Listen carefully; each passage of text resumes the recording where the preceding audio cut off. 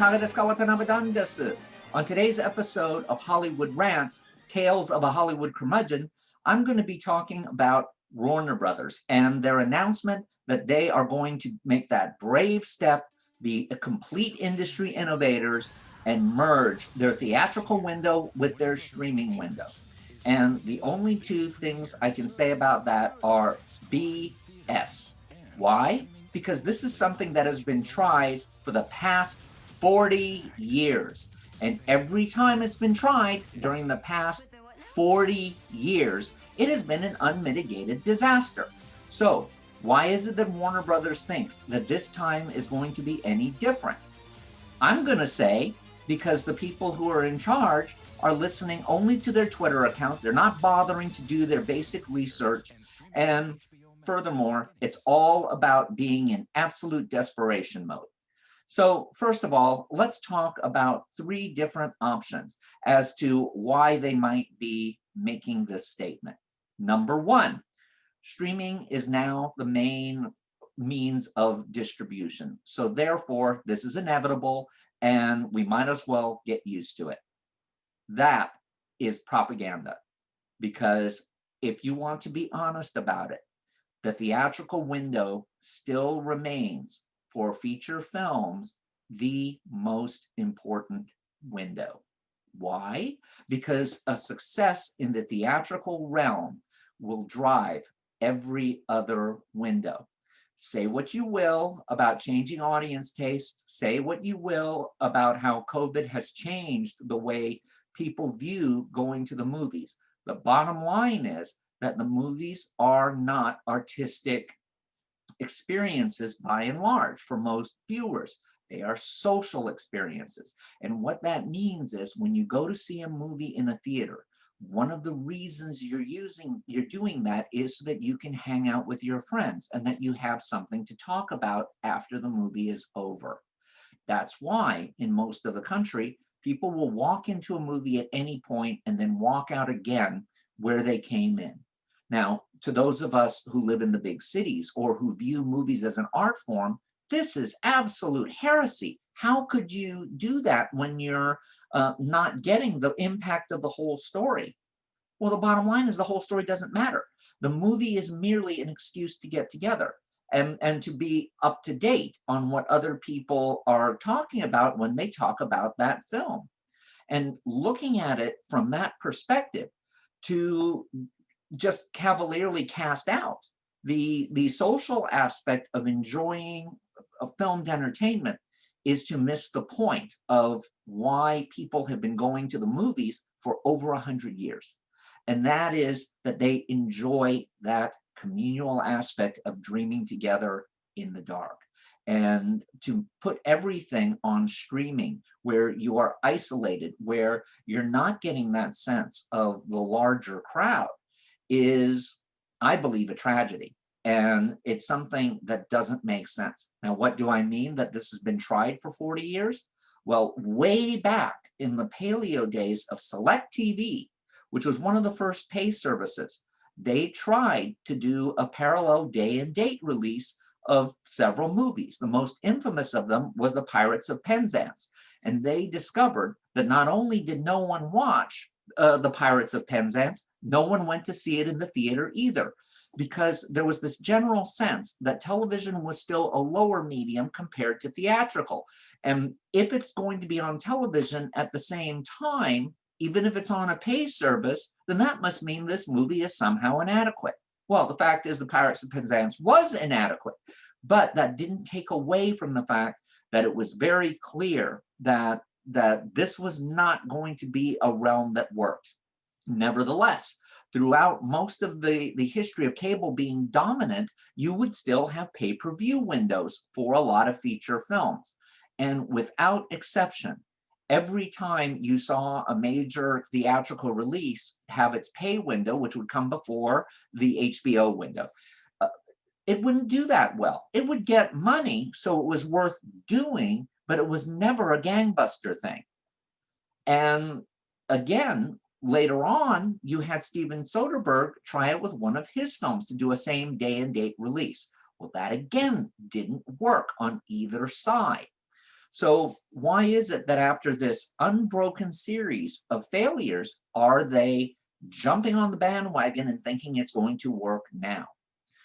It's because I believe that they don't have a choice, that they're in a tight position. They know that there's not going to be adequate time to do the proper build for a theatrical release. Because a theatrical release isn't just we throw a couple of ads up there on YouTube or on some other streaming service, we censor any critic who says something bad about it and call it a day. No, there's an entire process of setting a film up for a theatrical release.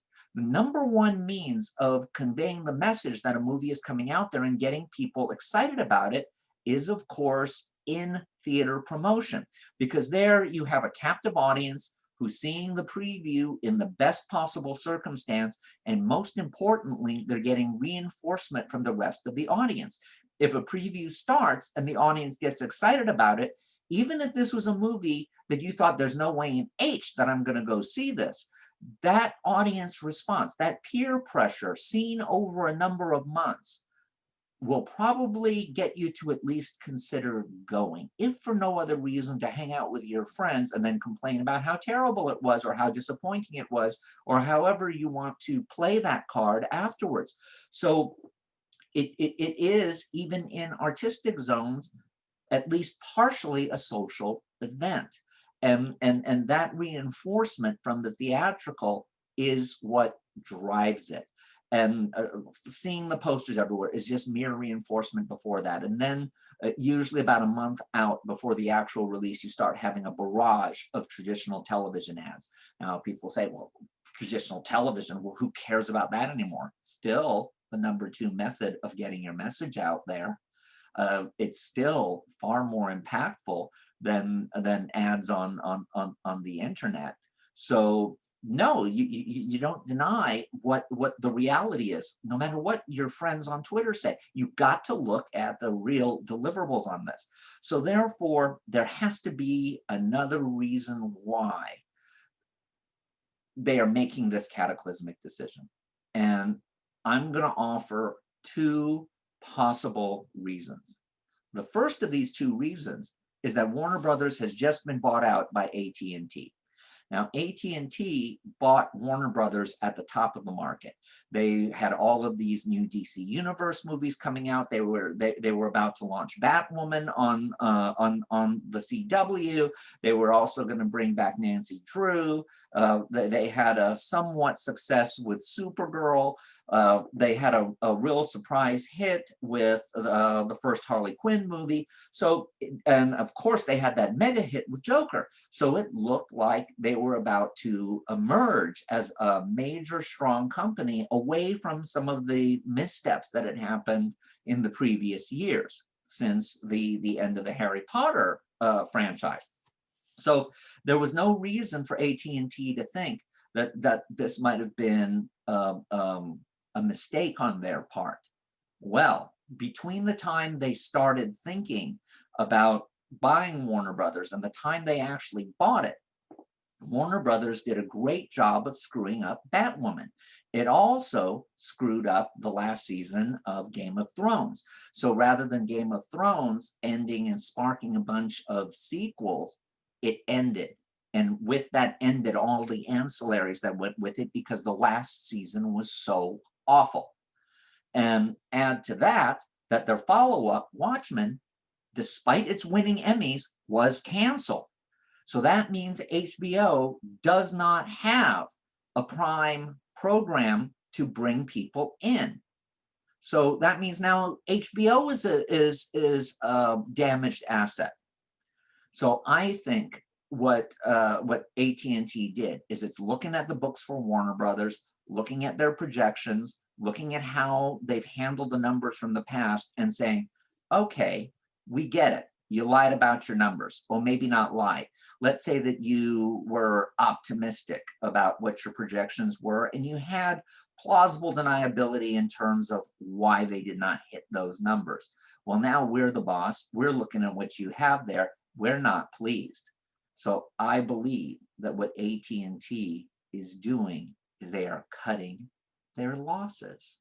They're saying your previous management was fakakta. We're going to clean house. We're going to bring a whole new set of people in, and we're going to start from scratch. And meanwhile, you have all of these assets that you claim are going to do so well. Well, we saw what happened with Watchmen. We saw what happened with Game of Thrones. We've seen what happened with the sequel to Harley Quinn, Birds of Prey. We've seen what happened with your DC Universe comic books. So you are basically screwing up, and we're not going to believe anything that comes out of your previous management's mouth any longer. Who are they going to get to replace it? I don't know, but I would be absolutely stunned if there wasn't a top to bottom cleaning of the house there. And that's sad, because you're going to get rid of a lot of good people, but you're also getting rid of a lot of executives who probably shouldn't have been there, who were placed there in the heyday of packaging from the big talent agencies, where they would put together the star, the property, the director, all for a percentage of the budget and a piece of the back end. And because they were delivering a completed package, executives would buy it, say, look, we have this element, this element, and this element.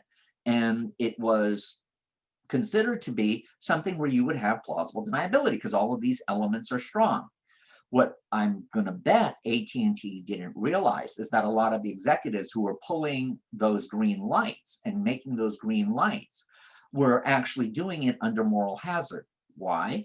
Because, and this was a big mistake the industry's been doing for almost 20 years, the people who were being hired into upper management positions were usually placed by the agencies. So therefore, their number one loyalty was not to Warner Brothers, not to whatever company they landed at. Their number one loyalty was to make sure that the agency that placed them remained happy with them.